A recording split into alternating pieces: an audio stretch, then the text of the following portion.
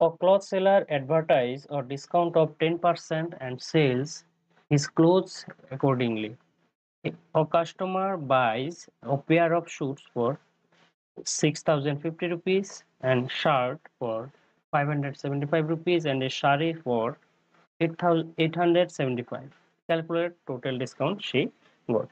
তো কি করলো, একজন দোকানদার 10% রেহাই দিয়ে কি করছে, বিজ্ঞাপন দিয়ে 10% রেহাইয়ের বিজ্ঞাপন দিয়ে কি করলো, কাপড় বিক্রি শুরু করলো। তো একজন গ্রাহক কি করলো, 6,050 টাকা দিয়ে এক জোড়া স্যুট কিনলো এবং 575 টাকা দিয়ে একটি কামিজ কিনলো এবং 875 টাকা দিয়ে কি করলো, একখানি শাড়ি কিনলেন। তো গ্রাহককে মোট কত টাকা রেহাই পেলেন। তো এই জন্য আমাদের কি করে নিতে হবে, প্রথমে মোট কত টাকার জিনিস ক্রয় করলে সেই জিনিসটি আমরা কি করতে হবে, সেই মূল্যটিকে বের করে নিতে হবে, তারপরে আমরা ডিসকাউন্ট ক্যালকুলেট করব।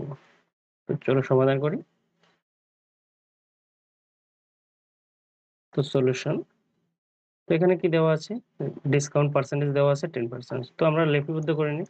তো ডিসকাউন্ট ইকুয়াল টু 10%।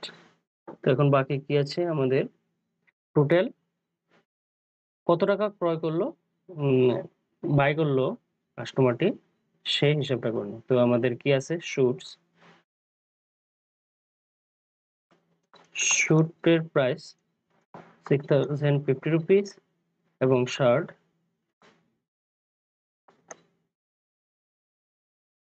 575 এবং শাড়ি 875 রুপিস। তো টোটাল কি হলো, টোটাল হয়ে গেল 7,500 রুপিস। তো আমরা এখন কি করতে পারি, ডিসকাউন্ট করতে পারি। সো ডিসকাউন্ট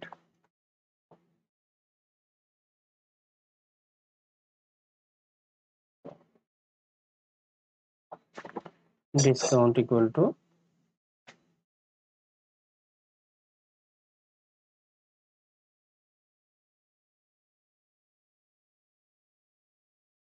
ডিসকাউন্ট কি হয়ে যাবে আমাদের, ডিসকাউন্ট হবে 10% অফ দ্য টোটাল বাইং।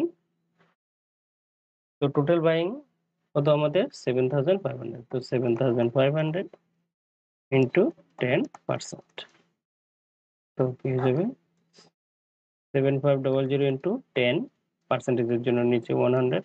তো 0 দিয়ে 0 কে কাটলাম, এবার 0 দিয়ে কাটলাম। তো আমাদের কত হচ্ছে 750 হলো ডিসকাউন্ট হলো। সো এখানে আমাদের কাস্টমারটি কি বললো, so she got a discount